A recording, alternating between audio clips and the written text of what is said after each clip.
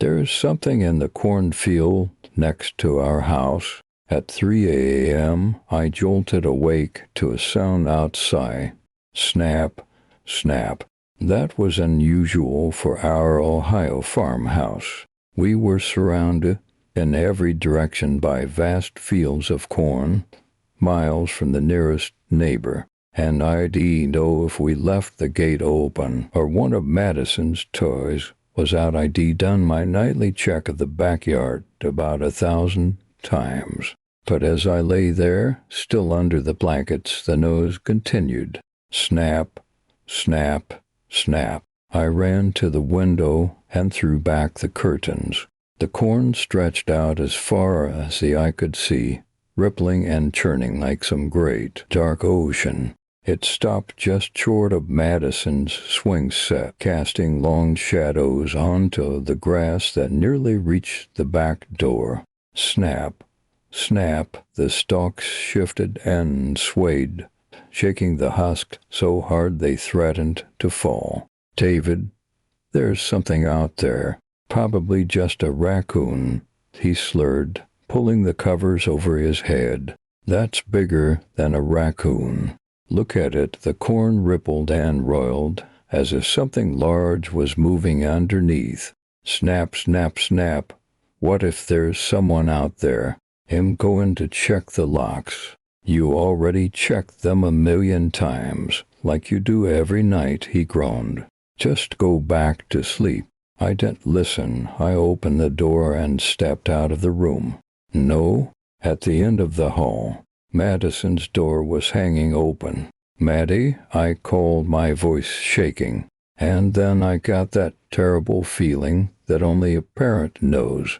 Something's terribly wrong. Sinking, paralyzing, throbbing in your chest as you try to tell yourself she's okay. Don't freak out. I'm sure she's fine, but she wasn't fine. The bed was empty. Madison, I ran out the back door into the yard. Madison, where are you? I screamed out into the night. The corn was still. Now that I was out there, I saw the evidence. Little bare footprints in the mud leading up to the cornfield's edge. Where they disappeared, the corn was slightly trampled. The stalks leaned in opposite directions, as if forcefully pushed apart. Madison, I screamed as loud as I could, but I was met with only silence. David stumbled out after me. She must just went out in the corn to explore or something. Well, find her, he said, his tone barely convincing. He pulled out his phone, turned on the flashlight, and squeezed himself between the leaning stalks. Hey, Maddie, he yelled, with panic trembling his voice. I took a deep breath and squeezed in after him. The corn scratched my body. My legs were shaking so badly, every step threatened to send me tumbling into the mud. The white orb of David's flashlight hovered a few feet in front of me, but other than that, the cornfield was pitch black. I was about to collapse with panic when the corn thinned out, and then we were in what appeared to be some sort of clearing or crop circle. The corn had then trampled into the ground in a small circle, roughly 10 feet in diameter. In the center stood Madison, facing away from us. Madison, I screamed. She didn't turn around. David was frozen, staring at her back, the flashlight shaking in his hand. Are you okay? Madison, I turned her round. No, I was staring at a blank face. A face made of burlap. A brown wig was stuck on top with safety pins. An Elsa's shirt was stretched over the bloated waist of straw. The bottoms patterned pink fur were put on backwards. I began to shake. Those are the pajamas I put her to bed in. My voice cracked. She wanted the My Little Pony ones, but they were dirty and what kind of sicko would do something like this? David said, his panic boiling into anger. He pulled out his phone and began dialing 911. Snap, snap, snap. The corn shook and shivered all around us. Shadows, slowly coalescing between the stalks, surrounded us in a ring of black. And then, before I could react, a hand shot out between the dark stalks. It grabbed David by the arm. He lost his balance and toppled backwards, his phone flying to the ground. David, a cold hand, latched onto my waist. I was yanked into the corn. My back hit the cold mud. The corn scratched and poked at my sides.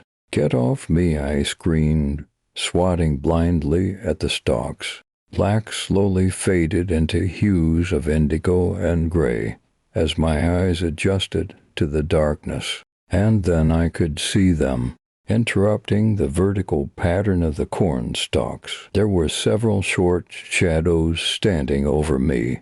Then the whispers started, hissing, hurried whispers that seemed to generate the very wind that blew through the stalks. The corn shivered and shook, and then a heavy silence filled the air. I tried to scream, but quickly realized one of them had tied something over my mouth. But then I heard it, and my heart soared. 911, what's your emergency?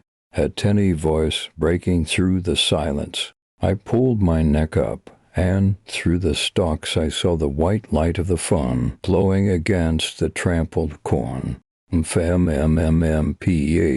I tried to scream through the gag. It didn't work. Similar grunts several feet away from me rung out in the night. David. Kirsch. A low rumbling sound filled the air. The corn shook above me, harder than I'd seen it all night, stretching and swaying, stalks wildly crashing into each other. And as the voice continued, 911. Hello? What's your emergency? A loud rush, like an airplane flying right overhead, filled my ears. I looked up just in time to see the lights, red, purple, and green, blinking in an odd asynchronous pattern. The scarecrow, wearing Maddie's clothes, was enveloped in white light, and then, with a deafening hiss, it was yanked up into the night. I looked back at my captors. In the strange, flashing lights, their faces were illuminated, and I saw that they weren't terrors, monsters, or murderers.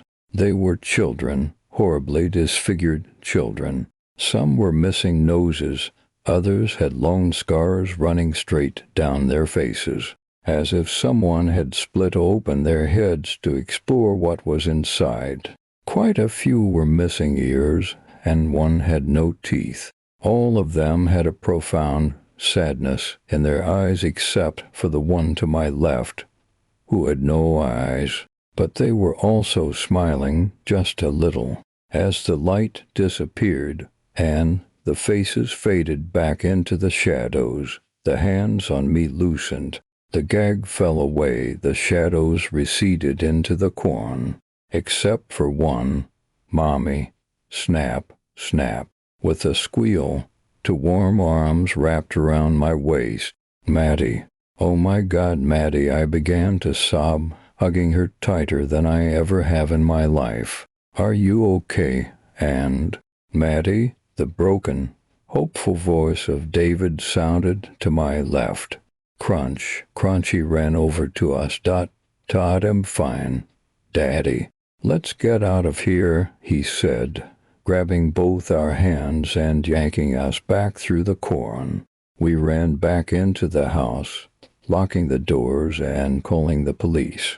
Madison was in a different set of clothes, one's dirty, smudged with mud and riddled with holes.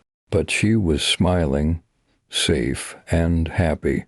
They saved me, Mommy, she kept saying, tugging on my arm. The bad men were going to get me, but they tricked them. As the police were taking our statements, as the sun was cresting over the corn, Maddie stood at the back door. Bye-bye, she said, waving wildly at the cornfield. Story 2. If you see a light in the cornfield at night, ignore it. You never really know how creepy a farm can be unless it's night time. Every noisy, a cricket chirping, a creak in the wood of your house is amplified in your ears. Every brush of the wind through the crops sounds like footsteps on the grass. Every indistinct car that drives by sounds like it's about to turn onto the gravel driveway. In the summer before my junior year, I was bedridden after surgery for my appendicitis. The cabin fever I developed from being trapped on the farm every day made me hate it even more than I already did. On one of the many nights my dad went out to drop off our harvested corn to local tiendas, I was left alone. As the sun went down, I sat on the rocking chair on the back porch reading. When I felt the first gust of wind of the evening brush against my face, I decided to head inside and heat up some pozole. I was sitting at the desk in my bedroom, devouring spoonfuls of hominy and palo, when I looked out my window and saw a flash of light amidst the corn stalks. It was well after sundown, and all the workers had left by then. I worried that one of them had left a lighter or a lantern out there, and that maybe could catch fire. I put my bowl in the sink, grabbed a flashlight from our utilities drawer, and headed out back.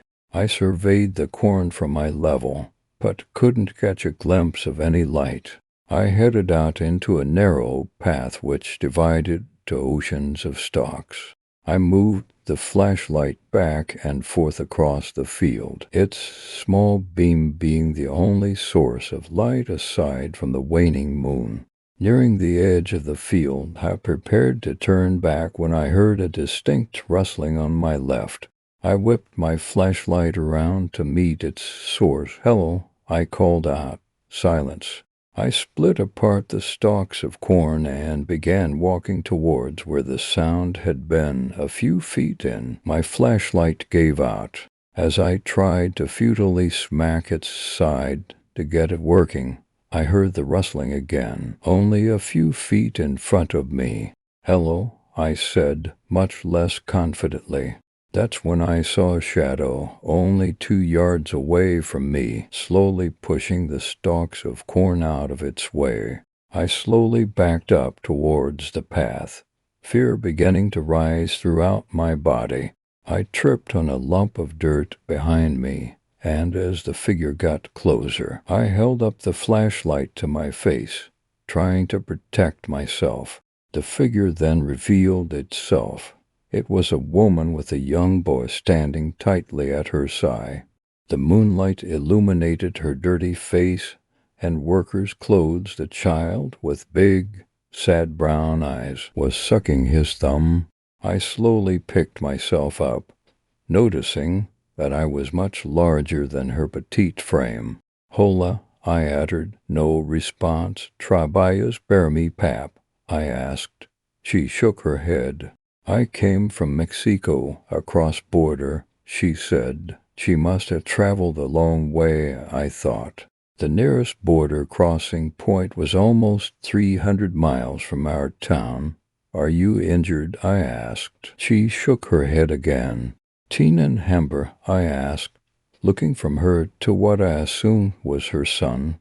"Yes, we haven't eaten in days except what we packed," she replied. "I have some sopa in my house down there. Would you like some?" I asked. "Yes, please." She picked up her son and lantern, and I guided them down the field. I opened the back door, which she entered hesitantly. "I know it seems unusual to let a stranger who's walking on your property into your house without much question, but I couldn't help but empathize with her. Most of my dad's workers had come here illegally as well, and I've heard stories about how difficult the trek can be. As I heated them a pot of soup on the stove, she introduced herself as Mara, and her son is Heriberto. They had come all the way from a small town in Sonora. From what I gathered, her husband had passed away from illness, and she had no family to support her. She decided to move to the U.S. to start a new life. I told her the story of how my parents and had moved here, and how it had taken them a while to actually have any success. Mara was feeding her son a spoonful of pozole when I heard the crunch of the wheels of my dad's truck on the dirt road leading up to the house. She must have heard it, too, as she perked up. Kudizak, I told her as I walked out the front door. My two was unloading a box of unsold corn from the back of the truck when my dad was getting out of the passenger seat. "Is everything okay, Yari?" he asked. "Yes, yeah, I'm fine. It's just that, I found a lady and her son in the field, and they looked really cold and tired. And I let them in and gave them something to eat," I spat out. I could immediately tell something was wrong as my father's face dropped. I could see in my peripheral vision that my dad had stopped what he was doing and was looking directly at my dad. I tried to correct whatever I'd said to upset him, blurting out, "They came over the border 300 miles away. I couldn't just have left them out there." He practically pushed past me to run inside the house, and my two followed. "Wait, I'm sorry," I yelled, running after them. "Stay out there, Yari," my dad responded, not following his orders. I ran inside the house behind them. I saw that Mara and Heriberto were no longer at the table. The half-eaten bowl of pozole, the only sign that anyone had been sitting there. I swear they were just here, might have quickly shushed me, and the house fell silent. 1. My dad whispered, "Va buscar las pistolas." I was about to yell at him not to when I heard creaking coming from upstairs. All three of us froze and looked up. My heart was beating out of my chest, and my palms were sweating like I'd just done 50 pull-ups. As soon as I heard rapid, loud footsteps descending down the stairs, my father screamed, "Run, Yari." My flight response kicked in, and I sprinted out the back door into the field. My still healing stomach ached as my sneakers pounded the dirt. I heard the pops of one gun firing behind me, then two. Once I reached a safe distance from the house, I slowed down to look back. Through the sliding glass door, I saw my dad and to shooting at something, my view of it being blocked by the wall in the dining room. I picked up my pace and ran until I reached the barn at the end of the cornfield. I pushed open the doors and slammed them shut, locking them with a bin full of tools. I sat on the dirt floor next to the doorway.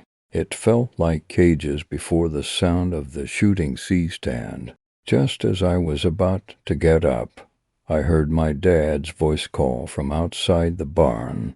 "Yari, they're gone. You can come out now," he yelled. I breathed a sigh of relief, picked myself up, and removed the bin from in front of the door. I pulled one of the doors open and saw a figure standing in front of me, backlit by the moonlight. As my eyes adjusted, I began to make out the vertically blinking eyes and sharp rows of smiling teeth occupying what should have been my dad's face. I screamed and stumbled back as the imposter bounced forward. I rolled out of its way quick enough to avoid its grasp, causing it to dive straight into the dirt. I moved as far back from it as I could as it regained its footing.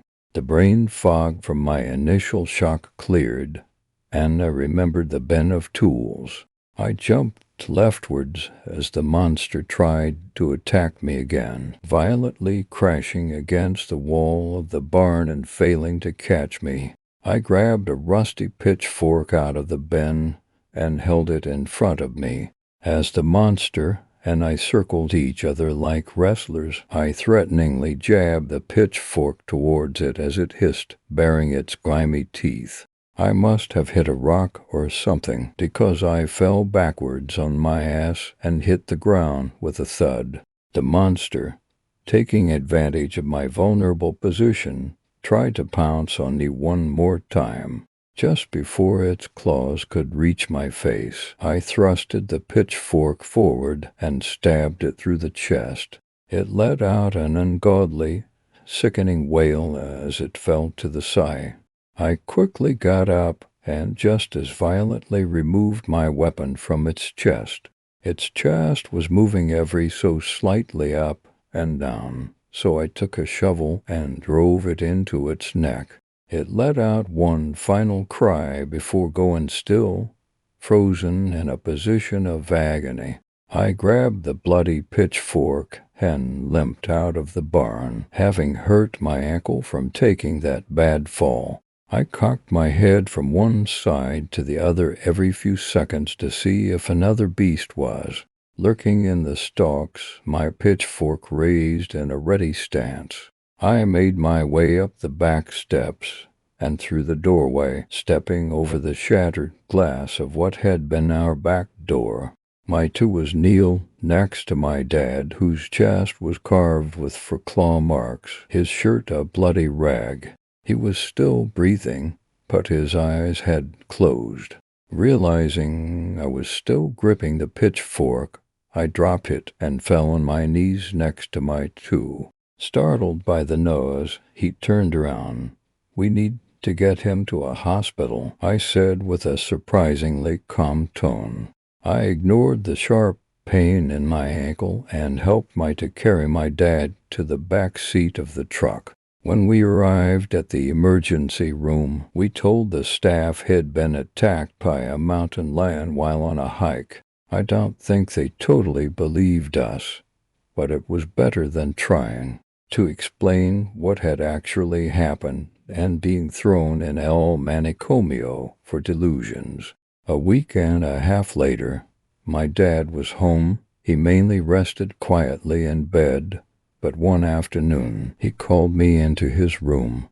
I limped in, my ankle still recovering, and sat on the side of the bed. "How are you feeling, ma'ams?" he asked me. "I'm okay, still a little shaken up," I reply, pushing my hair behind my ear. "Mean gonna be honest with you, Yari. I don't know what those things are. I just have seen them every few years since we moved here, but I've never been attacked like that," he said. "I'm sorry, Dad, I never should have let those pet things in the house," I apologized, feeling tears form in my eyes. No, ma'ams. It's not your fault at all. Those things, they can make themselves look however they want. They trick you into feeling bad for them, and that's how they lure you in. To should have told you before," he continued. "I know. One of them attacked me in the barn. I only opened the door because he sounded and looked like you," I told him hesitantly. I had only told my two about my encounter, as I didn't want to worry my dad while he was recovering. A concerned look entered his eyes, and he grabbed my hand. He sniffled and trembled. "I think those are the things that took your mom." A cold wave ran throughout my body. All of my nerves felt like they had ceased to work. I felt such a strong mixture of emotions that I couldn't even cry. All I could do was stare at my father. My mom disappeared when I was 4. My dad woke up one Saturday morning and she washed in bed next to him. He figured she was cooking breakfast, so he went downstairs, but everything was silent. There was no sign of forced entry, and both of their cars were in the driveway. He and my two looked all around the farm before calling the police. They searched for her for months, looking all over the county, and putting missing persons posters practically all over the state. Some suspected she may have run away, but my dad knew she loved him and I too much to abandon us. They never found a trace of her. It almost broke my dad, but he knew he had to take care of me. So he kept moving. We kept hearing this strange wail somewhere in the field that entire night. Juan and I were able to sleep through it, but she kept complaining about how it was making her head hurt. I think maybe she went outside to get a breath of fresh air or investigate the sound, and he trailed off. I didn't have the slightest clue as to how to respond, so I just laid on his chest and cried. Though I knew I was pressing right on his scars, he ignored the pain and wrapped his arm around my shoulders. My dad eventually made a full recovery, and he and my two were back to work together in no time. To celebrate the end of a long, hot summer, we hosted a huge party for all of his workers. Even though it wasn't a potluck, people still brought their own digesta meals, menudo, so caldo de res. Some of the workers were a part of a mariachi band, and they played music for us to dance to. At about 2 a.m., all of the workers had gone home, and my two and I were cleaning up. As he swept the dining room, I washed the dishes. I was joking with him about how drunk one of the mariachis had gotten and how his trumpet had sounded like a dying animal by the end. I looked out the window above the sink for a moment between laughs, and that's when I saw a flickering light amidst the stalks. Story 3. 15 years ago, I lost my friends to a cornfield. This is what happened. As a kid, most people would say that they had their favorite place to play either by themselves or with their friends. Mine just so happened to be very specific.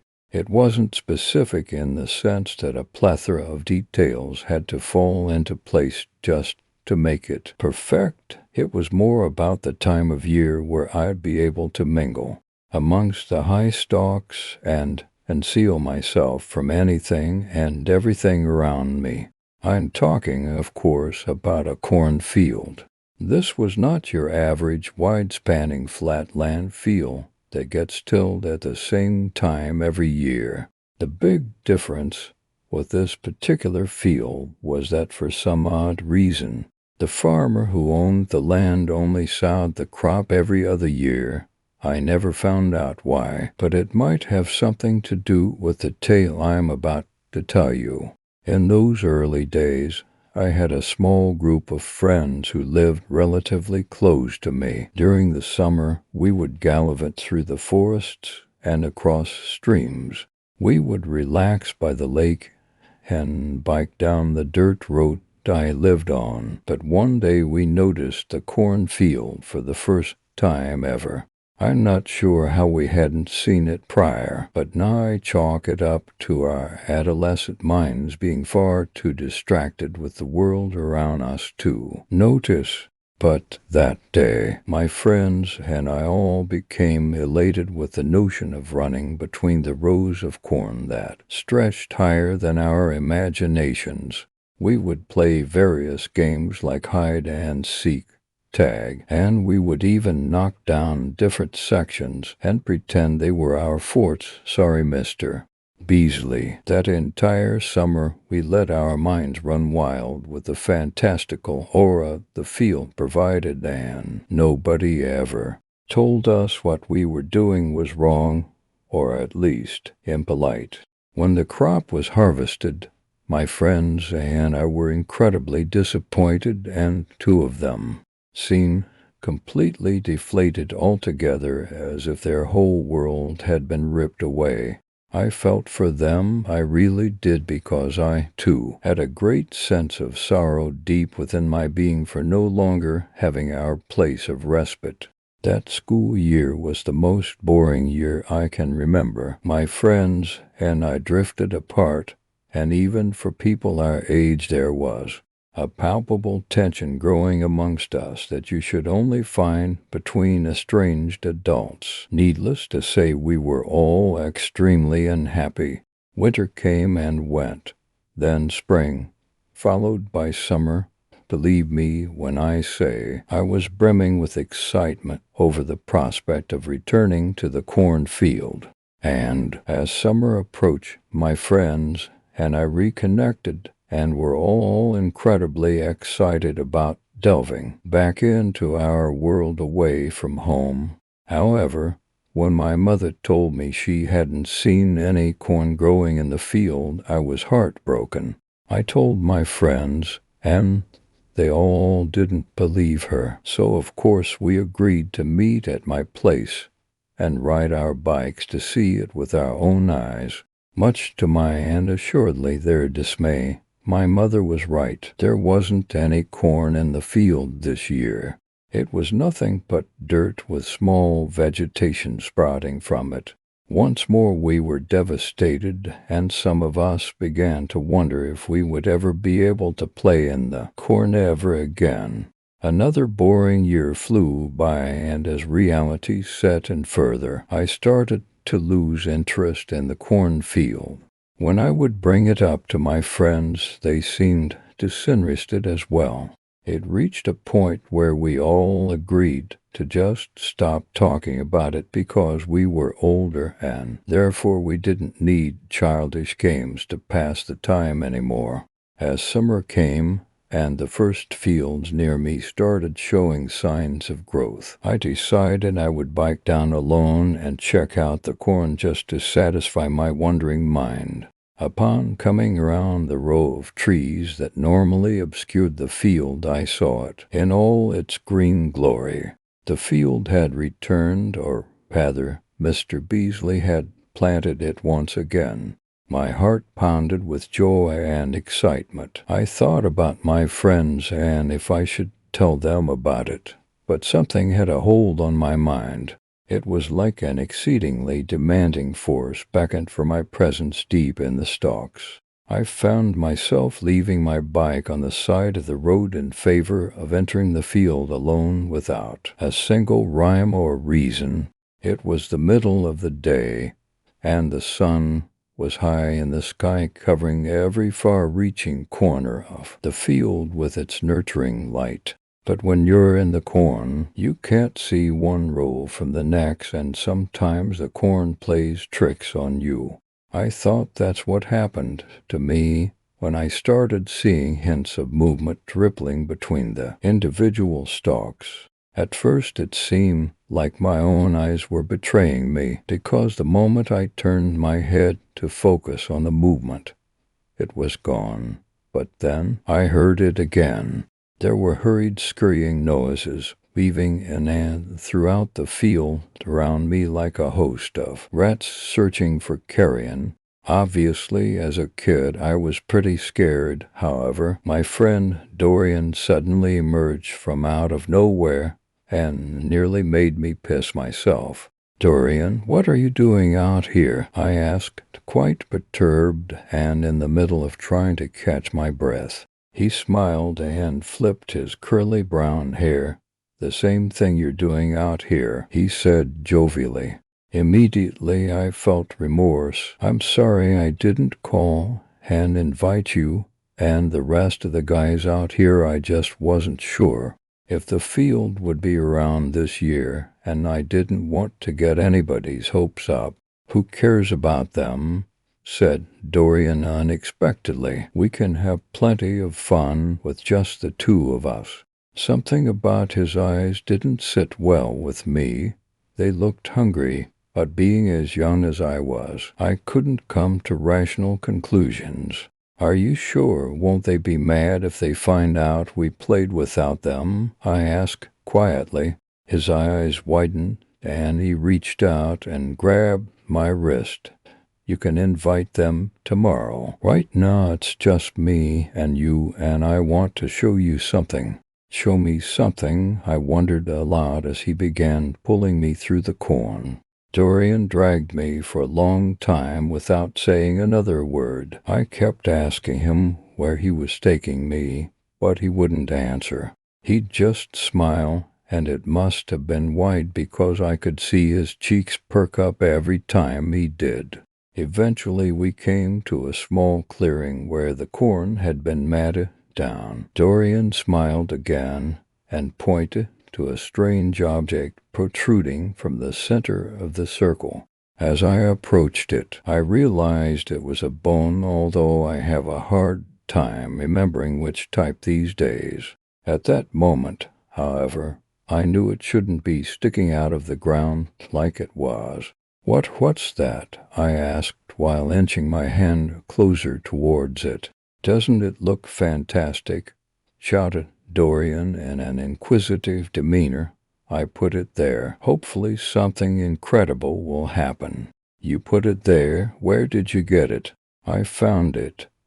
Can you believe that? He was incredibly excited, and I wasn't sure why, because to me, I felt uncomfortable standing next to it. "Where did you find it?" I asked as the tip of my finger touched it. "What even is it?" "It's a bone," he said, as happy as could be. I reeled my hand back in disgust and fright. "A bone?" I shouted while trying not to freak out even more. "Yes. Doesn't it look delicious?" asked Dorian with that same uneasy hunger set deep within his stone-gray eyes. "Delicious? Why are you being so weird, Dorian? What's gotten into you?" "Oh, never mind. I just thought you'd like to see it. I think it's neat." He reached down to grab the top of the bone before twisting it around. "I think I'm going to go home," I said, scared out of my mind. "Okay, hey, let's get everyone else out here tomorrow, but we should come at night. That way we can play some hide and seek like old times, but it'll be much more fun if it's in the dark." As I look back on it now, his face looked like what you might see on someone with psychopathic tendencies. I reluctantly agreed, even though Dorian's enthusiasm was unsettling. I don't remember how long it took for me to find my way out of the corn, but I know that by the time I reached the road where my bike was, it was dusk. As I rode home, I couldn't help but think about Dorian's malignant look and of how he was there in the first place. It was my understanding that he was helping his dad clean up their yard on that day, but I could have been mistaken. My mother scolded me when I returned home, wondering where I had been and all that. I told her about Dorian and the cornfield, and she gave me that typical motherly warning of, "You better be careful and mind that you don't get into trouble. I don't want to have to clean up after your mess if you anger Mr. Beasley by being in his field." "I will, Mama. I promise," I said in retreat and in respect of my mother's wishes. That night I woke up in a cold sweat with my heart furiously beating. I wasn't having a nightmare, so I quickly scanned the room the best I could for a possible reason as to why I was awoken. Nothing caught my eye until I looked at my window. Dorian was standing there with his face pressed against the glass. I jumped and gasped before regaining my composure. Dorian's elated expression failed to wane even after noticing he had scared me. I crawled out of bed and went over to my window. I didn't open it. Instead, I opted for just talking through the glass since it was quiet enough. "What are you doing here, Dorian?" I asked lethargically. "Just came to remind you about getting everyone to the field tomorrow night." He was exaggeratedly excited. "Yeah, I'll call them in the morning. You should go home. I don't even know why you're out there right now." Dorian didn't respond. He simply nodded without taking his eyes off me before backing away from my window into the dark, beyond the reach of my nightlight. Now I know that wasn't normal behavior, but as a young boy I didn't know any better. The next morning I started by calling Ben. When I mentioned the previous day as well as the way Dorian had been acting, he was furious. However, I was able to calm him down by telling the truth. I didn't know the field would be there, and I surely didn't know Dorian would be there either. After that he came to terms with the situation and agreed to sneak out that night. Next, I called Corbin, who wasn't angry nor excited, and strangely enough he agreed with me about Dorian's behavior. Luckily, I didn't need to convince him because he was already prepared to jump at my beck and call. It was nice not having to explain myself further to one of my friends. Finally, I called Dorian. I wanted to confirm that we were still in fact meeting in the field that night, but when he answered he was completely confused.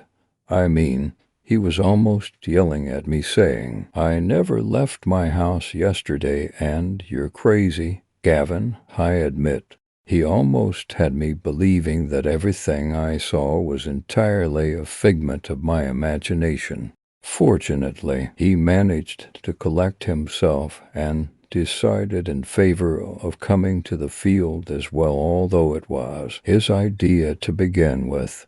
My mother suspected something was up and continually pressed me for information all day long. I was able to dissuade her from asking me after dinner time because I was getting annoyed, and I'm sure she sensed it. Finally, night fell and I waited for my mom to go into her room. When I heard her door close, I grabbed the flashlight I kept under my pillow and snuck out of my window onto the soft grass outside. In the back of my mind, I was worried about whether my friends would actually come, and another part of me began to feel fear of being out in the dark alone. I was terrified of the dark as a kid. My bike was left out in the rain far too often, and therefore the chain grinded and squeaked from the rust that covered it as I pedaled down the dirt road towards the cornfield. On the way, I met up with Corbin. He had a flashlight attached to the front of his bike as well as a separate handheld one gripped tightly in his left hand. I rode up next to him and he nearly lost control. It was hard for him to hold the flashlight while holding the handlebars at the same time. "Why'd you scare me like that?" he shouted as he darted his head in many directions. "I didn't mean to," I said softly. "It really wasn't my intention to spook him." "This is so stupid," he said after a short time. He must have been referring to our antics regarding our visit to the cornfield. "I know." And Dorian acted like he had no idea what I was talking about when I called him. "He did?" Corbin asked, perplexed. "That's weird, right?" "Well, you did say he was already being weird. I wonder if he is trying to trick us or something. Maybe the whole bone thing has me seriously wondering if there might be something wrong with him." "Bone thing? You didn't mention that this morning." "Yeah. He brought me to this spot in the field where a bone was sticking out of the ground. I'm not sure what kind it was, but he asked if I thought it was delicious." "What? That's so weird, Gavin. How are you not, freaking out over that?" "Well, I don't know. It's Dorian. Maybe he's just into some weird stuff these days." "You're telling me," he said before the conversation ceased entirely, and we continued riding until reaching the edge of the cornfield. Ben was sitting on his bike seat with a flashlight as well. I was glad everyone opted for bringing one, since I had forgotten to mention it on the phone earlier. I looked around for Dorian, but couldn't see him, so I asked Ben, "Has Dorian already showed up or what?" "Nope," said Ben sharply. "You haven't seen him?" "Not yet." "Don't be mean, Ben. This wasn't Gavin's idea," said Corbin. "I'm tired and I don't like mosquitoes." "Neither do I," said softly. "How long have you been here?" Ben shrugged. I don't know. Like for hours. For hours you're lying, I snapped. He chuckled. Nah, I've only been here for a little bit. If you should be messing with anyone, it's Dorian, said Corbin as he scuffed his foot against the dirt. Well, he isn't here, is he? Asked Ben while turning his head away from us. Then the sound of spokes clicking sounded off in the distance. That must be him, I said, shining my light down the road. Dorian rounded the corner from the other side of the tree line and came to a skidding halt in front of us. It's about time you showed up, said Ben, perturbed. I don't know what you're all thinking, but I have no idea what Gavin's talking about. I only came down here to see what all the fuss is, said Dorian. Why are you lying to them, Dorian? We were both in the field yesterday. You even came to my window last night. I did not. I was sleeping the same as you, shouted Dorian. Corbin stepped off his bike and stood in the road between us. Enough, he began. It doesn't matter now. Let's just go in and see what happens. If Gavin is trying to mess with us, then we'll find out, and if Dorian is doing the same thing, then we'll find that out as well. Corbin was definitely the sensible type, even at the age of 11. Fine, let's go, said Ben hastily. He, too, stepped off his bike and gripped his flashlight in his left hand. This is so stupid, professed Dorian, before throwing his bike against the ground and producing a small flashlight as well.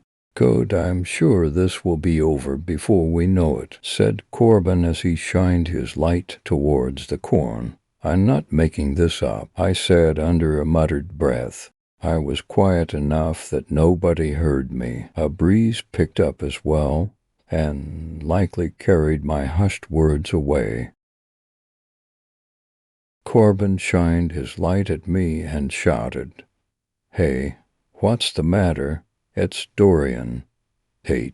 He's gone. Gone? Asked Ben with a certain shakiness in his voice. Yeah, he was right in front of me, and now he's just gone. They both walked to me and searched with their lights. Well, what do you mean he's gone? Like, did he run off somewhere?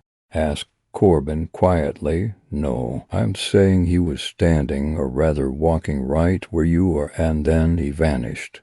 That's not possible, said Ben hurriedly. He always had a knack for pointing out the obvious nature of things. What's not possible? Asked Dorian as he stepped out of the corn behind me. His intrusion scared me to the point of hyperventilation, but I managed to maintain my composure. What the heck, Dorian?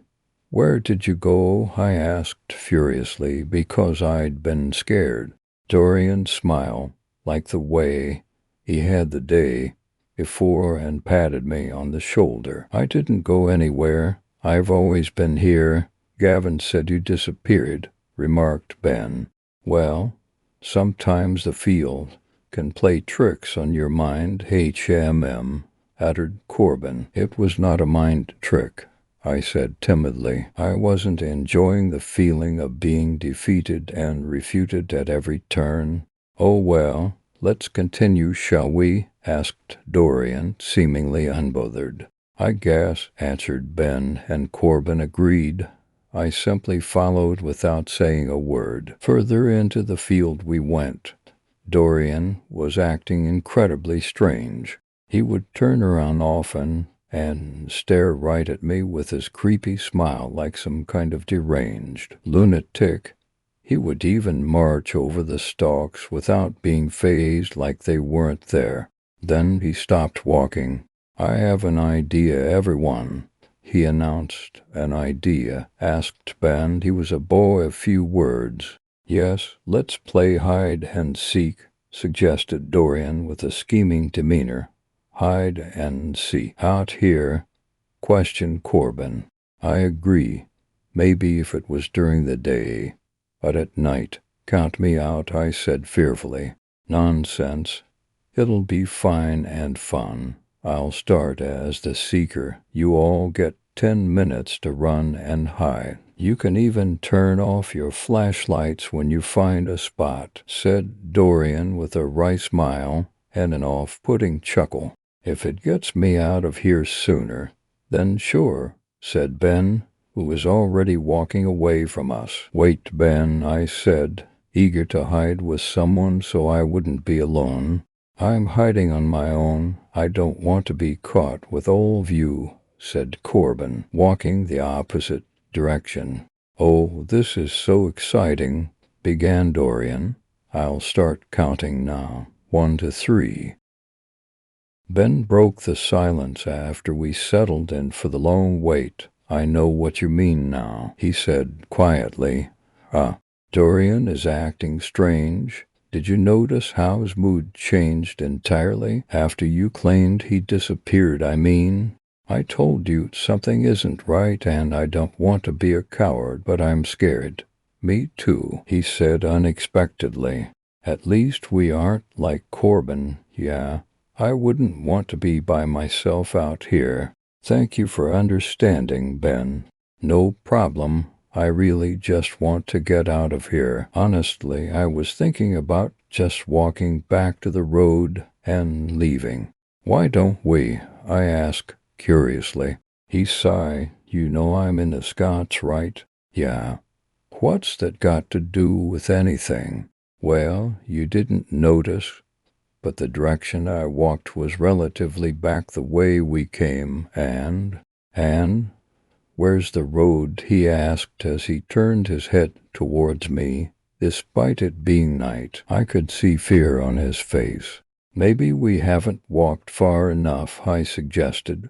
"No, Gavin, I'm following Scout survival rules. The moment I set foot in this field, I began counting the time, and even if we went diagonally from our starting point, we should still have found the road. That's really why I'm scared." I had never heard him speak that much. "Don't worry.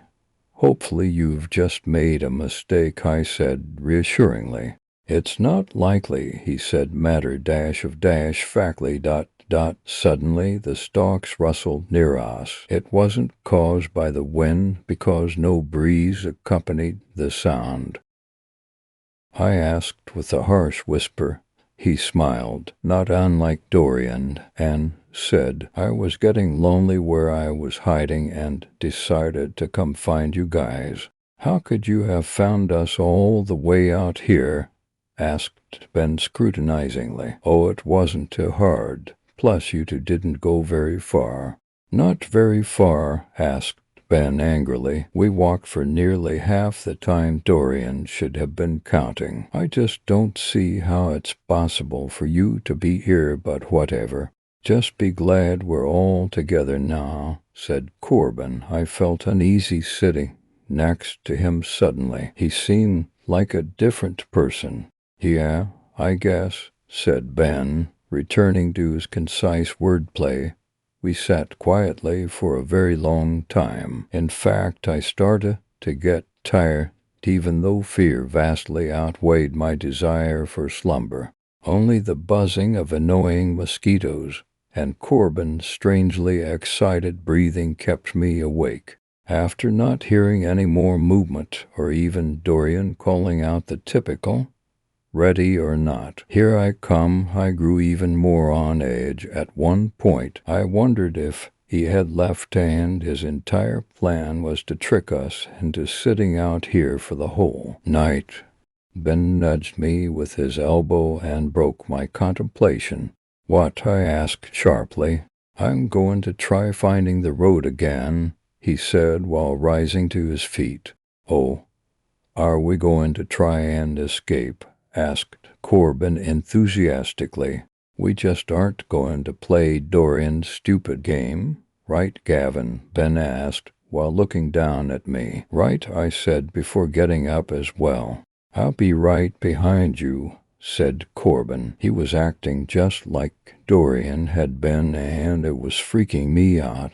We began following Ben, but Corbin brushed asked me to walk beside him. They wove through the stalks in an odd fashion that made it difficult to keep my light fixed on them. Then, like before with Dorian, they both disappeared. I started to panic immediately. Guys, where did you go? Don't leave me out here alone. Please, I admit. Tears began to well up in my eyes. Hey, I was a kid and a scared one at that. I did the only thing I could think of. I kept walking. The field around me fluttered and rustled, and each new sound made my heart skip a beat. The longer I walked, the worse it got, and my entire body was dripping with sweat. Then Ben reappeared. He smiled widely in a way I'd never seen him do before, and my eyes widened with shock. "What's the matter?" he asked with equally widened eyes. "Where did you go, and where's Corbin?" I tried my best to hold back my tears. "Don't worry about him. He went far away to hire." "No, you're lying. You both disappeared like Dorian," I shouted back. "Come with me, Gavin. I'll get you out of here," he said as he stepped around me to walk the opposite direction we had been. "But that's the other way. I thought you knew where you were going, Ben." "I must have made a mistake because the way out is over here," said Ben ecstatically. "Okay," I said in solemn retreat. Ben started to skip through the corn, and I did my best to keep up. But I tripped over something and fell on my face. I remember my cheek being scuffed and my nose hurting. I also remember shining my light on my hand to see it covered in blood. But it wasn't my blood. There was a puddle of it underneath me. It was wet and sticky and oil-like viscosity. Naturally, I shrieked, and Ben turned around with a frightening expression on his face. Before I could ask what was happening, he leaned down and started licking my hand. I pulled away from him in shock and said, "What are you doing? Delicious, isn't it?" he asked with a blood-covered grin. "You're scaring me, Ben." "What are you even saying?" He smiled and then took off running. I didn't know what to do. I sat there on the ground with a pool of blood next to me before the disembodied voice of Ben echoed through the field around me. "Come find me," he said like a careless whisper. I was so lost and confused. My first instinct was to run away, but that had already proven impossible. At the time, I didn't equate it to that. But now that I'm older, that's exactly what it was. Their faces were preserved, and it was clear by the vague glow of my flashlight that they were my friends, all of them, including Dorian. Each of them had looks of pure terror, as if they were killed just as they were about to scream. My horrific discovery concealed the true gravity of situation, because in the middle of the bodies was a fourth one that was moving. It was grotesque, morbid, and traumatizing. I then made the mistake of taking one agonizingly loud step backwards, which prompted it to abruptly stop eating, share in my meal, taste the flesh, and become one with me. I wouldn't listen. I just kept running without turning around to look. I could hear it trampling through the field behind me, but I would not let it overtake me. I couldn't let it eat me too. The moment I got home, I rushed inside and woke up my mother. She was pissed at first and didn't want to give me her ear for even 1 second, but she must have seen the look on my face and in turn begun to believe me. She called the police and told them my story. I don't think they believed me either, but they went and checked anyway. A half an hour later, an officer showed up at our door and demanded to talk to me. My mother sat in the room the entire time I was telling him what happened. He had a difficult time understanding, and he kept asking me if I was sure it wasn't an adult out there. Obviously, I thought I knew what I saw, so I stuck with my truth even if it did sound outlandish. The officer left my room when I was done and asked to speak with my mother outside. I put my ear to the door to eavesdrop and heard the officer say they found a clearing out there where 4 bodies remained beyond belief. 3 of them are children. The other is unidentifiable at the moment. I don't know what was out there, but your son is lucky to be alive. My mother stayed in my room with me that night, and she softly wept while I remained in shock. But despite all that, I drove by the field the other day. I wasn't even thinking when I did. I just happened to take that road. Nobody even owns that land anymore, not since that accident. It's considered cursed ground now, but somehow the field was fully grown. Story 4. Some people in gas masks have been standing outside of a building in a dead cornfield. We'd been driving around Texas for a while. Clayton, Tom, and I had recently graduated, so we had no destination. We were just there to dick around and create some memories until we had to snap back to real life. At one point, Tom had gotten into a heated bar fight at some dingy joint in Bexar County.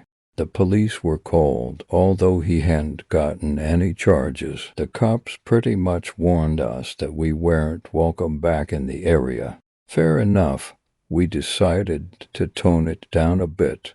That's when we started planning some shit that wouldn't get us potentially stabbed or arrested. We all settled on the paranormal. That stuff was just so interesting, you know. I guess it really preys on that esoteric fear of the unknown that the human psyche implicitly holds, stimulating some kind of fucked up rush to the brain. Anyways, we were in the market for some spooky shit. We looked around and did some research, but no potential destinations popped out at us immediately. They were either too far away, sounded boring, or sounded like absolute made-up horse shit. It wasn't until we found ourselves at another obscure bar near the other end of the county where something truly interesting popped up. We'd gotten shit-faced during happy hour and wouldn't stop ourselves from talking to all the locals. In the midst of a conversation with a construction worker, we brought up the fact that we were looking for some paranormal thrills. He scoffed when we said this. Everybody's got their stories round here. Lemme guess, you went to some shitty abandoned barn somebody claimed had a little ghost girl, found nothing, and now you want something real. Not exactly, Clayton responded. We haven't gone anywhere yet. We're looking, though. The man added, well, they've got something for ya. As he said this, we all perked up. Now, our expectations weren't high at this point. I mean, the chances of him lying and feeding us some BS story were astronomical. However, we still listened. We were looking for anything at this point. The man continued, don't know if this has anything to do with ghosts or demons, but it's weird enough. If you drive about 15 miles west from here, you'll find an abandoned cornfield maze. Used to be a big tourist draw, but it didn't pan out long term. The place is dead now, creepy as shit. But here's what you'll be looking for at the center of the maze. There's a building. I saw it with a few buddies of mine when we went exploring there a few weeks back. It's only got 1 floor, but I ain't sure how far it goes. Here's the fucked up part. Apparently, that building wasn't there when the cornfield was still functioning. Nobody knows when it was built. Why, weird shit, huh? We couldn't get a closer look at it because there were 5 people standing at the entrance, wearing these freaky-looking masks. like the ones people use in those apocalypse movies. Gas masks, I piped up. Yeah, sure, he continued. Anyways, the minute they saw us, we bolted. I mean, we weren't sticking around for that shit. He paused, taking a big swig of his beer. You guys can check it out, though. Personally, I wouldn't go back, but it's up to you if you're looking for that kind of stuff. There's directions in there, so you probably won't get lost. I'd try to keep out of sight from those people, though. Who the fuck knows what they're up to? As soon as he finished his explanation, I exchanged glances with Tom and Clayton. They had the same looks on their faces that I probably did. There was no way in hell that we weren't going. It didn't even matter too much if the guy was completely lying about the building. A dead cornfield maze sounded fun enough to explore. He gave us some more detailed directions before leaving. We decided to take a few hours in order to sober up before heading over there. It was only 3 p.m. after all. At around 6, we started driving. The sun was still high and probably not coming down any time soon, so we had no fear of getting lost in the maze. A little while later, we found the place. The crops were taller than we'd expected, but they were indeed dead. There seemed to be a small lot to the side, so we parked there. Funnily enough, it was empty, save for us. Looks like we won't be seeing any spooky gas mask men. Clayton blurted out, "What a shame." Yeah, I'm sure if you were part of some weird cult located in the middle of a cornfield, you'd leave your vehicles out for everybody to see. Good thinking, Tom responded. Clayton looked as if he was about to make a comeback but closed his mouth. I heard him mutter some expletives as he walked past me. As we stepped foot into the somewhat foreboding labyrinth, we noticed what the construction worker was talking about. There was duct tape on the ground, forming the shape of arrows. Like the guy told us, we just followed them. While we traversed our way through the maze, Tom raised a concern. What if these arrows aren't actually leading us to the center? The fuck are you talking about? I responded. Well, think about it. This is the easiest way to rob somebody. That guy didn't seem a little bit sketchy to you? What if we're being led directly to him? Whereas waiting with like 6 other guys or something. Yeah, I don't know, man. I told him sounds like paranoia to me. In retrospect, what he was saying made a lot of sense. However, that would have been a way better outcome than the one we actually got. Don't worry about it, Clayton piped up. He then lifted up his shirt to reveal a small revolver strapped to his waist. Dude, what the fuck? Tom flinched at the sight. Gun laws in Texas. He smiled, just in case, Yano, whatever, man. Just don't wave that shit around. Jesus Christ, Tom retorted. Although my own initial reaction was one of shock, I couldn't help but feel my nerves come a bit, knowing that Clayton had the weapon. We followed the arrows for what felt like 10 more minutes before we finally reached a clearing.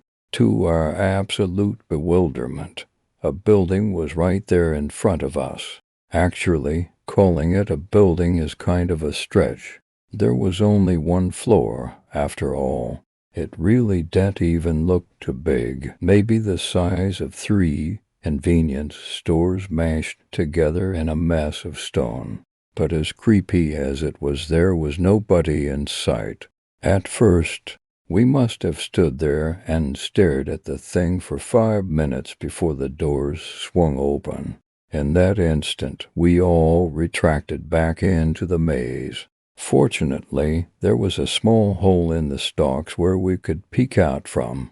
It was small, so we went one at a time. Being deathly quiet, I strained my vision, eventually managing to make out for figures standing right by the entrance. Funnily enough, they did indeed have gas masks on, but other than that, they seemed to be wearing casual clothing. I looked at Tom and Clayton, trying to get a read on how they were feeling about this. They just shrugged. I guess that we all made some kind of silent agreement to not leave, because none of us budged. I don't know why we didn't. Looking back on it, there were a multitude of things that were obviously wrong with the situation that we had put ourselves in. However, I suppose that adrenaline makes you do a lot of crazy shit. We must have waited in the maze for about an hour before the gas mask people left. They didn't go inside, however. They went around to the sides of the building and disappeared from view. We waited for about 10 more minutes, but nobody came back. "Let's go," Clayton whispered.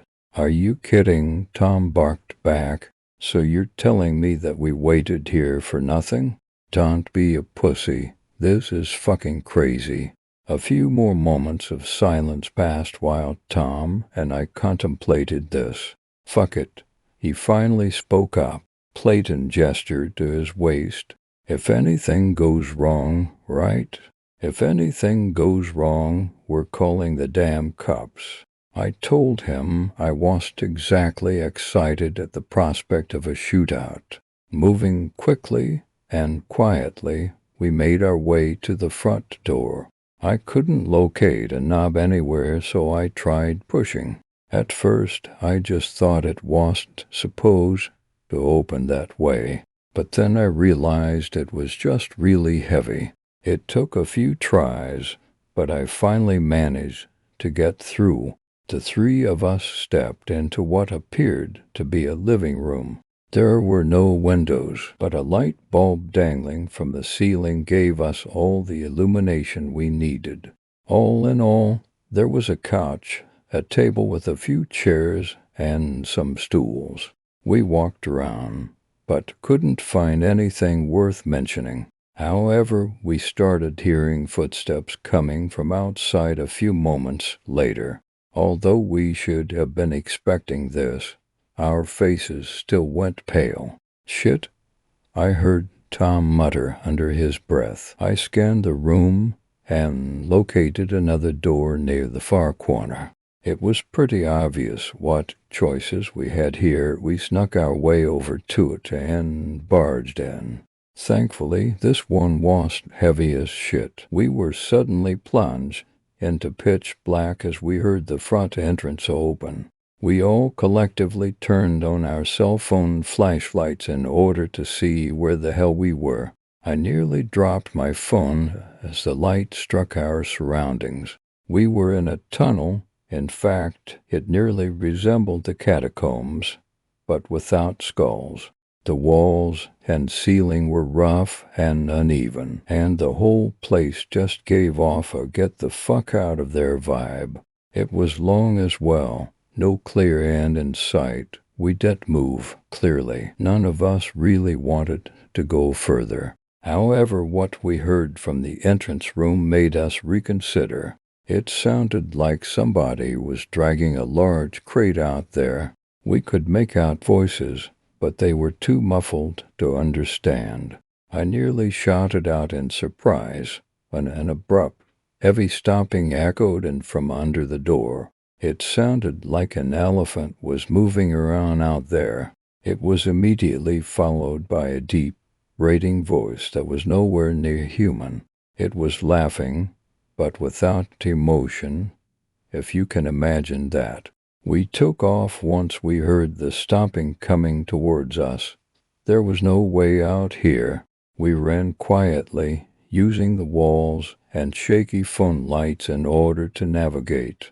Eventually, we found a ladder, climbing upwards just as we heard the door to the tunnel swing open. We must have climbed for about 5 minutes. We were all exhausted when we finally made it up. However, it was still pitch fucking black. we shone our lights around, but this time we couldn't see anything. It was as if we were in a large cave or something. At some point we managed to locate a wall and used it to guide us along. But then again, we had no idea where we were going. About 5 minutes later, Tom stopped. "Guys, where the fuck are we?" I had no idea why I had chosen to ask this now. "How are we supposed to know?" I responded. I shone my light on his face, revealing a demeanor that was equal parts confused and terrified. He shook his head. "When we're looking at it from the outside, this place didn't have a second floor." That's when it hit me. I guess there had been too much adrenaline pumping through my veins. I hadn't even noticed it up until that point. We had been climbing up that ladder for a while. We hadn't gone down any stairs, but there was also no second floor. So where the fuck were we? My attempts to rationalize this were cut short as a light flicked on some meters away from us. We all snapped our heads towards that direction. The area that had actually been illuminated was rather small. It was maybe about the size of a bedroom. However, standing right under the light was a person wearing a gas mask. But unlike the people that had been standing outside, this person or thing, or whatever, was also wearing a full hazmat suit. We watched in abject horror as it started walking towards us. As soon as it left the light, we heard it start running. Wasting no time, we started booking it. The only direction that we had was away from the thing chasing us. As we ran, more and more lights started coming on, and under each newly illuminated space was another figure in a gas mask and hazmat suit. At one point, there had to have been 12 sets of footsteps coming at us from all directions. Out of sheer luck, I managed to spot a metal door in the wall up ahead. I pushed my legs, which were about to buckle at that point, and made a surge towards it. I tried shouting out for the others, but only Clayton was in sight. We made brief eye contact before he and I managed to reach and close the door behind us.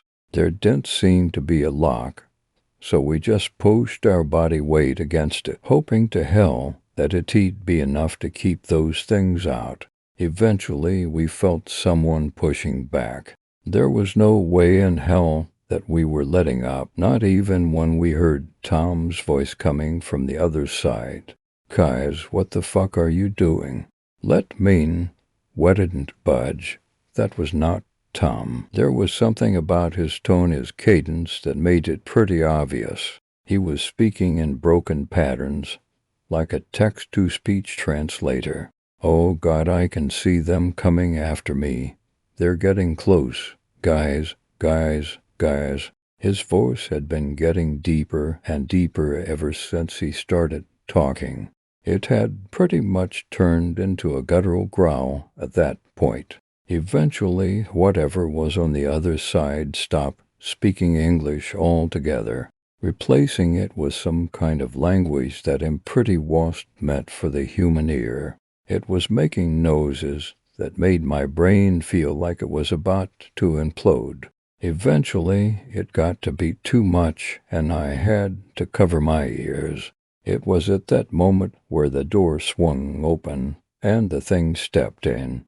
My phone had fallen onto the ground facing upwards, so I could see the illumination of the horrific figure slowly making its way towards me.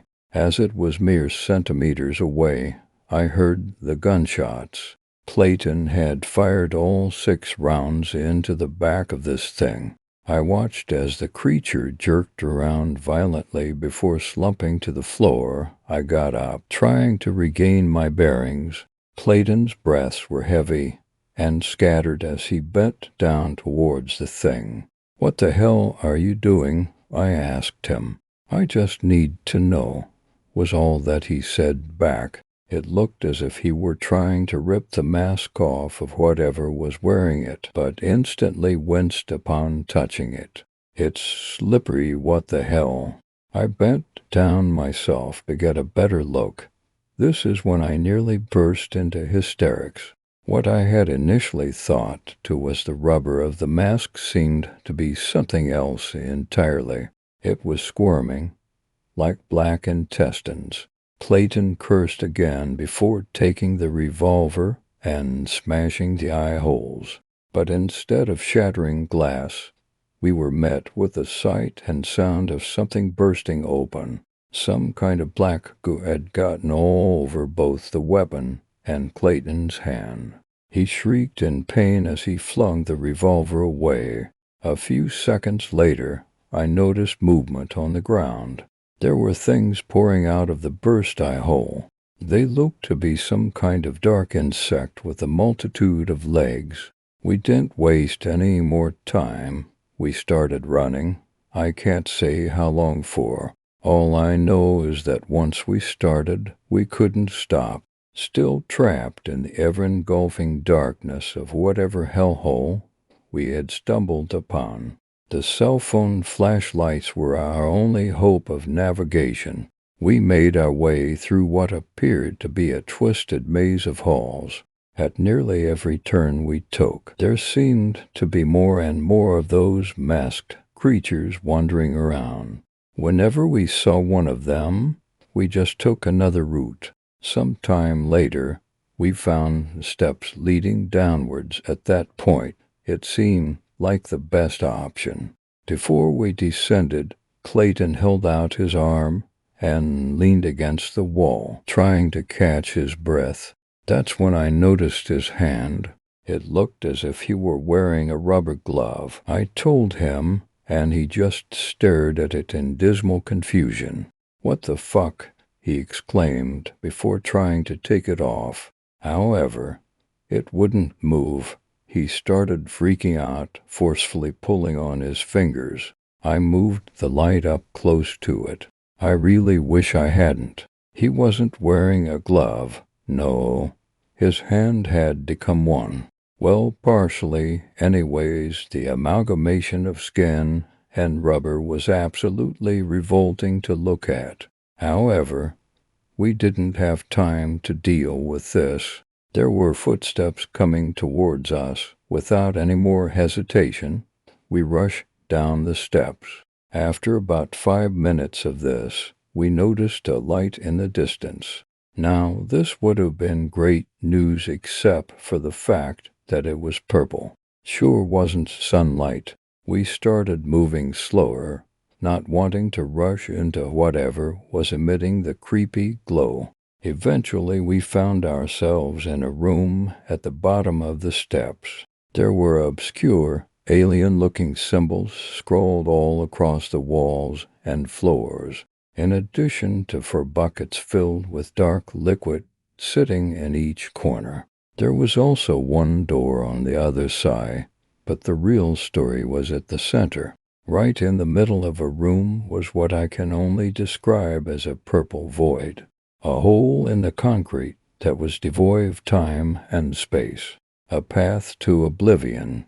I don't know how long I stared at the thing. All that I know is that I snapped out of my trance once a figure started emerging from it. It was another one of those gas-masked creatures. The entity made a sickening shriek as it crawled its way out of an unknown reality and into ours. I turned around to see Clayton kneeling down in a corner. He was whimpering. I took a few steps towards him before he spun around to look at me. His face, it had changed. Half of it was still the same Clayton that I'd always known, but the other half, he was turning into one of them. The next few moments were a blur. I remember making a beeline towards the door and rushing through it. It led to another tunnel, and I had nowhere to go but forwards. After an ungodly amount of running, I was met with another door at the end. I pushed it open to find myself back in the first room of the building. I looked around, but nobody seemed to be there. I bolted out into the night. It was a bit disorienting trying to find my way back through the maze, but I eventually did. Thankfully, I hadn't let go of the car keys at any point, so I was able to drive out of there. I called the police immediately and pointed them towards the direction of the Cornfield maze. I told them that we had stumbled upon the building when we were jumped, and that only I had gotten away. There was no way in hell that they'd believe the truth. They said that they'd go check it out, but I didn't hear back from them. In fact, every time I called asking for an update, the operator acted like it was the first time I had spoken to them. I just gave up after that. Not knowing what to do, I just made my way to another bar. I knew that drinking this kind of experience away probably wasn't possible, but I was gonna give it a shot anyways. But guess what? Sitting down in the first bar that I went to was the same construction worker who had initially told us about the cornfield. Note that this was a different bar than the one we had met him in. He was talking to what appeared to be a young couple. When we made eye contact, he didn't smile, wave, or gesture me over. He just glared at me with a stunned expression on his face. Story 5. There's a cornfield out on Route 127 where they say you can see faces among the corn in your headlights as you pass by. Heavy guitar riffs pulsed through the headphones over my ear as I mopped. Ozzy had given his introduction as Iron Man, and now Tony was delivering the madness that followed. I spun in circles, strumming out on the wooden handle of the mop as if I were on stage in front of thousands of people. The lights strobed and streaked across the platform as a multitude of hungry fans cried out in unison, desperate to just touch the heel of my boot as if I were a metal messiah offering salvation. The dream was eternal, and I was immortal. Well, it was until my headphones were yanked from my head. Zach, stop acting like a damn fool and get out of here. It's closing time. Well, do it all over again tomorrow. Mark grunted as I spun around. Hey man, just making cleaning a little more fun. You know, with a touch of worship on the Sabbath. I threw him the horns with my hand and stuck out my tongue. Say, kid, you know the 70s were like 50 years ago, right? He rolled his eyes and sauntered his girth to the front door. Yeah, a real tragedy, a decade of the best music, forever frozen in time. I sighed as I pulled on my denim jacket. I flipped off the lights and exited the store while Mark held the door open. What am I supposed to listen to? Taylor Swift. I snarled in disgust. The thought nearly made me vomit. Kid, I don't really give a crap what you listen to. See you tomorrow. He gave a wave over his shoulder and crossed the parking lot like a big grouchy grizzly. I checked my smartwatch. 10 after 9. Oh shit. I was going to be late. I hopped in my dad's old Blazer and peeled out of the lot to head north towards Jessica's. Hair Nation hummed through the speakers as I sped around the outskirts of town. Quaint houses and hayfields passed by in a blur. I lit a menthol from the back in my jacket and said a silent prayer that I'd get lucky tonight. It'd been a while, and I was really feeling that itch. Her house came into view as I crested over the hill she lived on. It was a small brick ranch off Little Fork Road. The grass was entirely too tall, and weeds punched through the gravel in the driveway. Purple thistle flowers swayed gently in the breeze by the mailbox, towering over the carpets of clover. It had been hard for her mom to keep up with things since Jessica's dad had passed away. He'd had a heart attack at work last year. It was a real bummer, too. Mr. Peterson had been such a good guy, and I reckoned her mom was doing the best she could.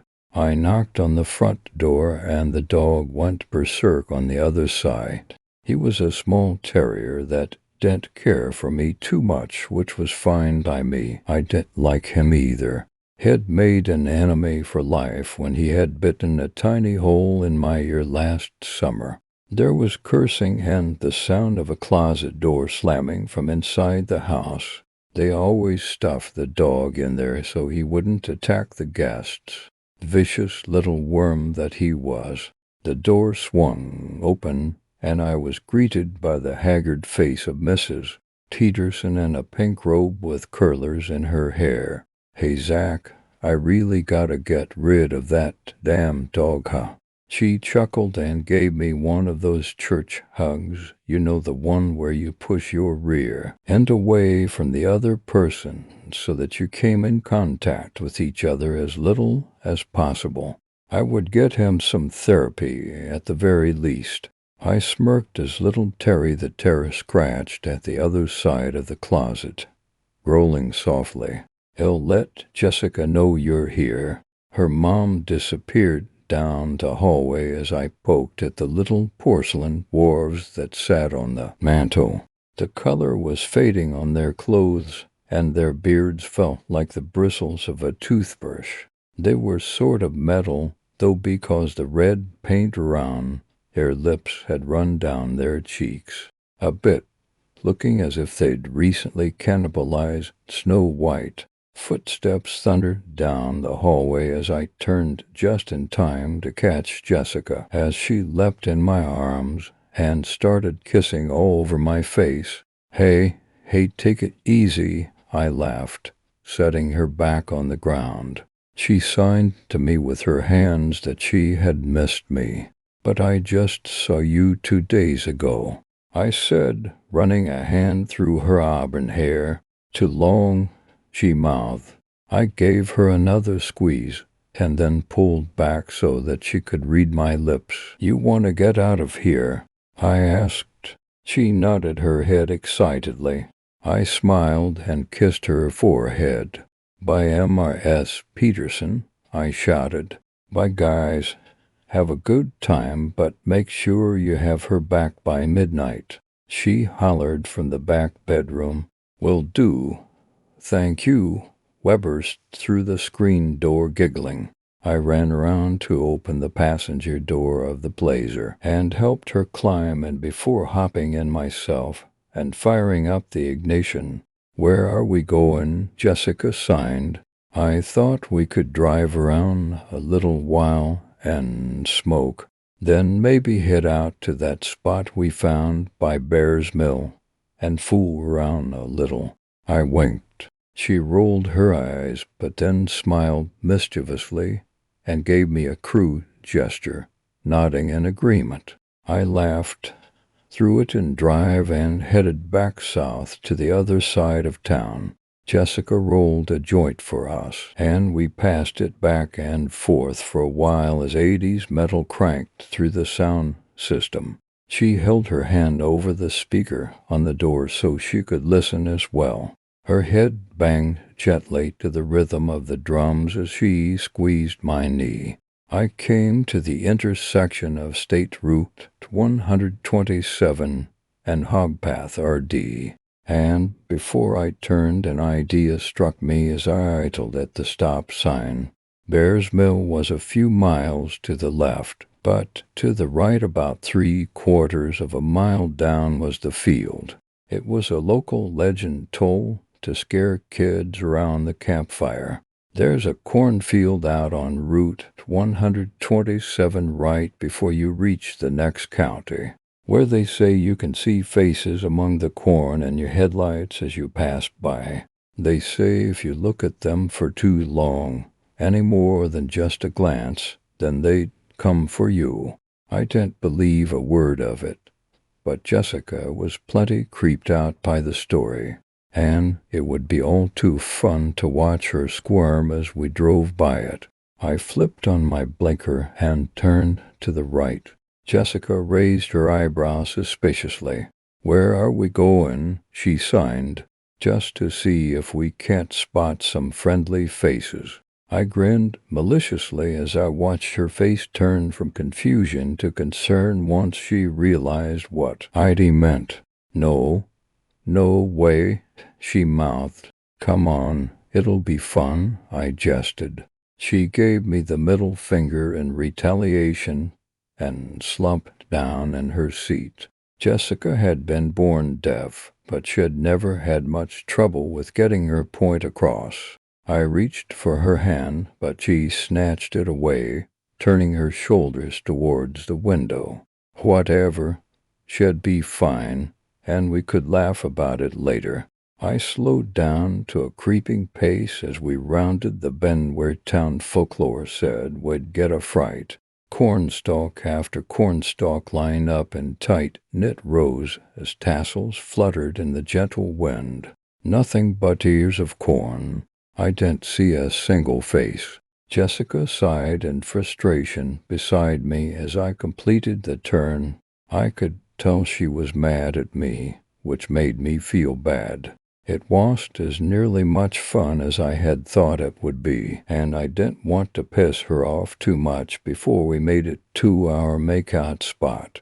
So I swung the Blazer around and headed back towards the mill. She'd forgive me by the time we got there. I was sure of it. As I was circling the bend for a second time, I saw something out of the corner of my eye that caused me to slam on the brakes. Something had pushed through a row of corn, revealing itself briefly. "Did you see that?" My heart fluttered as I studied the field. "What?" she signed. I flipped on the spotlight that sat parallel at the driver's window. The Chevy had been a police unit before my dad and the car had both retired from the force. I swung the light left, then right. Nothing but corn. But I could have sworn I saw something dart through the field. I panned the light left again and then froze. My heart pounded in my chest, and the very top of my skull tingled with static.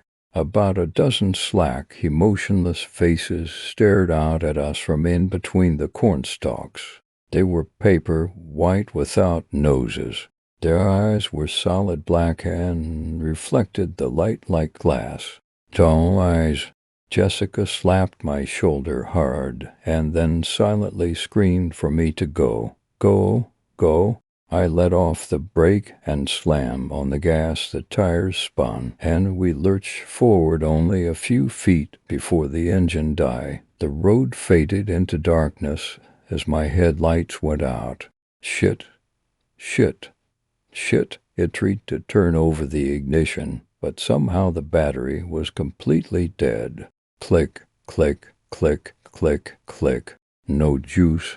How can that be possible? I had just replaced the alternator in the spring, and the battery was fairly new. "What are you doing? We have Togo." Jessica continued to sign furiously with her hands moving a mile a minute.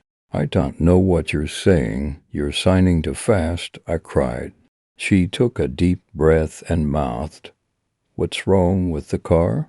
"I don't know, maybe the battery cable came loose or something. Come shine the light for me so I can check." She shook her head no feverishly.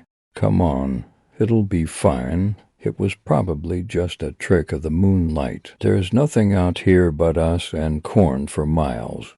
I tried to rationalize the situation for her benefit and mine. The faces weren't real. We just manifested them in the dark because we were looking for them. The car had died not by some supernatural force. That would be ridiculous. It had to have been the battery cable coming loose. The nut must have shimmied off somehow.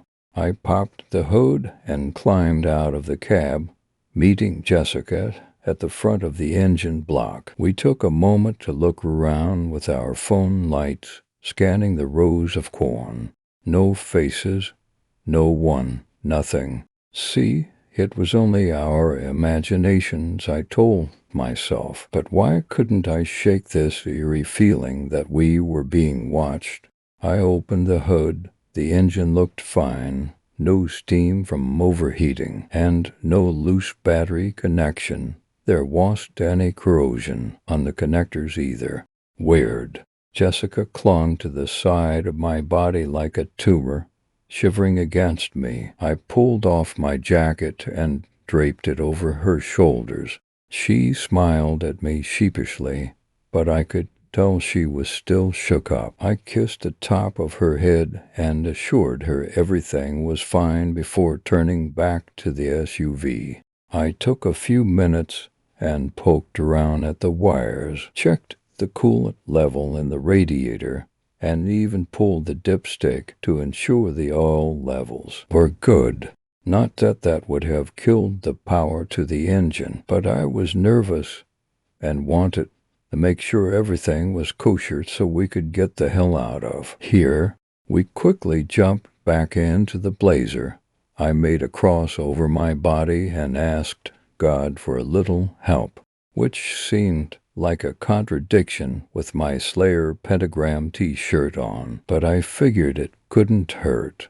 I turned the key in the ignition. It whined for a moment, but to my delight it roared back to life. I slapped the roof of the cab and let out a yee-haw. Jessica laughed and kissed my cheek. I flipped the knob for the headlights, and as they came on just before I put it in drive, something darted across the asphalt, something big and low to the ground. Just as my foot pressed the gas, the engine stuttered and died again. "Oh, come on," I shouted. Click, click, click, click, click. "Please, God," click, click, click, click, click. We both got out again and made our way back to the hood. But before I opened it, Jessica practically climbed up my back, pointing over my shoulder, whimpering as her lips trembled. What as the words were caught in my throat as I saw a hulking figure the size of an oak tree shamble head towards us through the hayfield. It was too dark to make out its features, but I knew we had to get the hell out of there. It let out a loud groan that sounded like the earth swallowing up a forest. "Fuck this." I grabbed Jessica's hand and went tearing through the cornfield. We ran through the stalks as sticky leaves struck our faces. My legs burned as the soil grabbed at my boots. It was damp and thick like clay and suction to the soles with every step.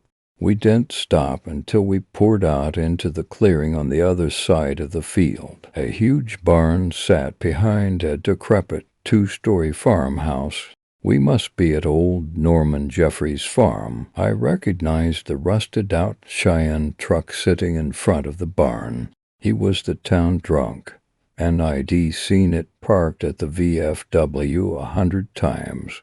A great commotion rang out from the corn behind us. I spun around and could see the tassels at the top of the stalks shake violently. Something was coming. "Come on," I pulled Jessica towards the barn, running as fast as I could without leaving her behind. We barely made it through the sliding doors before the sky opened up and let down heavy rain. It fell in sheets as lightning cracked in the distance. Jess tapped my shoulder and pointed to the far wall. At the back of the barn sat old Norman. He was in a lawn chair with his head hung lazily about his left shoulder, clutching an empty bottle of whiskey. A mote of crushed beer can circled his chair. Bluegrass buzzed from the bum box in the corner as he snored loudly. Suddenly a low, guttural growl echoed over the rain just outside the barn doors. We jumped behind a stack of skids that sat beside square bales of hay. I peeked through the slats of the skids to see a shadow cast against the other wall. It was no shadow from anything I'd ever seen before. The limbs twisted and bent like deciduous tree branches. The movement wasn't rigid like a tree, though. It was fluid and almost cat-like. A commotion came from the back of the barn, and I watched as the shadows sprung from the ground all the way up into the hayloft above with ease. A large hand clamped down on both of our shoulders and drug us into the middle of the barn. We went sprawling onto the concrete floor as we were shoved forward. Mr. Jeffries stumbled behind us angrily. "What are you doing on my property?" he snarled. "What the hell, man?" I jumped to my feet and helped Jess to hers. "You shouldn't be here. This isn't some spot for you to spoon and smoke pot." Norman crossed his arms in disapproval. "We weren't doing any of that. Something chased us in here from the road. We were hiding." "What are you talking about? What chased you?" "I don't know what it was. My car died, and we saw faces in the corn. Then something big came after us. We didn't know what to do, so we—" He held up his hand to cut me off, chuckling in disbelief. "Get a grip, kid. That old story. Come on, you're seeing stuff. You been eating those magic mushrooms tonight?" "Nah, man. It's not like that. I went silent as a face stretched down from the loft, hovering just above Norman's. It was one of many we'd seen in the field. I raised my hand shakily as a tremor ran through my body. My mouth was dry, and I couldn't speak, but I pointed behind him. Mr. Jeffries scoffed and turned around to come face to face with it. He fell backwards in shock and scurried on all fours to the side wall. "Jesus, Mary, and Joseph," he squealed. Its long neck was as black as ink. It stretched like a putty, but I could see muscle fibers beneath the ooze of oil. Lightning struck outside and illuminated its porcelain-like face. It smiled at Norman, revealing rows of teeth like razor blades. He pulled a gun from his overalls and began to fire wildly. It shrieked with anger and lunged at him from the loft. I turned tail and ran with Jessica close behind. We splashed through the puddles in the driveway and ducked behind the old pickup truck. Several more shots flashed from inside the barn, but then suddenly there was silence. I dared to lean out from the side of the truck to get a better view. Silence, then. Two hands emerged to grip the frame of the barn door. White knuckles pulled Norman's face into view. His face was frozen with horror as he locked eyes with me. "Help me," he screamed. But I couldn't move. I was paralyzed in place. He crawled out of the barn slowly, his chest dragging through the mud. He was almost clear of the threshold when a massive claw pierced through the back of his rib cage. He cried out in agony as he was slowly lifted in the air. Blood spurted from his mouth as he begged for mercy, but with a twitch from the creature he was sucked back inside the barn in an instant. One last scream of terror rang out from the darkness within. Jessica grabbed the sides of my head, forcing me to turn towards her, and mouthed, "We have to go now." Her eyes were as big as dinner plates beneath the red hair that was matted to her face from the rain. "Okay," I whispered. We made a dash to the old farmhouse. The creature roared behind us as thunder rumbled overhead. I prayed to a God I didn't believe in to save us as we ran like we'd never run before. I could hear it closing in on us as we reached the back door. It snarled and chomped at the nape of my neck as Jessica twisted the knob. We exploded through the kitchen and slammed the door shut behind us. I wrapped my arms around a shelf full of canned goods and tipped it over in front of the door, barricading us in. Slam. It smacked into the door. Slam, slam, slam. 3 more times. until I saw its shadow sink away from the curtain. Jess was weeping and groaning, her hands about the top of her head pulling at her hair. I grabbed her and brought her into an embrace. She sobbed into my chest as I racked my brain on how to get out of this situation. What do we do? Board up the house like a fortress and wait until morning? It was as if the creature had read my mind, because right after I had the thought, I heard the sound of a window shatter upstairs. It was in the house. I pushed Jess back. Look at me. She shook her head no and tried to bury her face in me again. No, look at me, Jess, I cry. Okay, she mouthed. It's in here. I heard it come through the window upstairs just now. She gripped my forearms tightly, and her breath quickened. We need to get out of here. It won't be morning for another few hours. We can't keep running around this farm for that long. It will catch us. We have to get back to the Blazer. Okay. Her head drooped low as tears continued to stream down the freckles on her face. I grabbed her chin and lifted her eyes back to mine. Okay, I asked again. She nodded yes. I leaned in and kissed her deeply, like it was for the last time, and it probably was. I broke away and tried to move the heavy cabinet from the door, but it was impossibly heavy. Jess squatted down and yanked. Finally, the two of us were able to pull it away. Ready? I asked. She gave me thumbs up.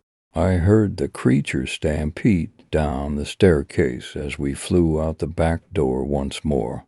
Thankfully, the rain had slowed to a drizzle, which allowed us to go a bit faster. We made it to the edge of the cornfield before I looked over my shoulder. It had just exited the house as we disappeared among the sea of stalks. Heidi only caught a glimpse of it. It was sleek black and held no true form. Its shape kept changing and rippling in the porch light. It stopped and watched us with its dead eyes as we slipped through the field. As we barreled through the corn, I could hear whooping and hollering, yips and snapping of jaws ring out from all round us, almost as if a pack of hyenas were hot on our trail. We were the gazelles, and they were the ones who fed in the night we were being hunted. Just as I thought my lungs were going to explode, we cleared the cornfield. I wheezed as I ran on rubber legs towards the car. The white exterior glinted in the moonlight, and it looked like heaven in the moment, a chance at life. Jessica and I flopped into the cab at the same time. I grabbed the keys and turned them over. The Blazer fired up immediately without hesitation. Yea, I screeched like a Valkyria. Jessica pounded her fists on the dash, telling me to go, and I floored it, burning rubber on the pavement. We peeled around the bend, and as we did I could see the faces in the corn. Their expressionless, pale faces peppered hauntingly in between the rows. Jess gave them the finger, pressing her hand against the window, but they didn't move, and in another couple of minutes we were far away from there, speeding towards the other side of town. We didn't go home that night. Instead, we drove 2 hours north, all the way to the city, and grabbed breakfast at 4 a.m. in a diner downtown. Neither of us wanted to risk it, and we were already in deep shit from missing curfew. A few more hours wasn't going to change that. Those were the best tasting pancakes I'd ever had in my life. Almost dying really livens up the taste buds. After that day I avoided that band on State Route 127 like the plague, going out of my way to go way around it if I had to go south for whatever reason. Mr. Norman Jeffries was in the Sunday paper obituaries that week. It only stated that Head died suddenly and unexpectedly of unknown causes, But there were rumors all over town that he had gotten hammered drunk and fell into his wood chipper. It was the only explanation for why he was found in tiny pieces. I knew better, though. Jessica and I both were accepted to the same college in Michigan the very next summer. It was several hours away from home, which suited us just fine. We never wanted to set foot back in Ohio if we did have to. Well, maybe for Christmas, but that was it. We never spoke of what happened again. I think it was just too hard for Jess to talk about, and I tried my very best to forget it ever happened. But sometimes I still had nightmares that reminded me of that night. Sometimes when I slept, I'd see the faces in the corn, watching, waiting,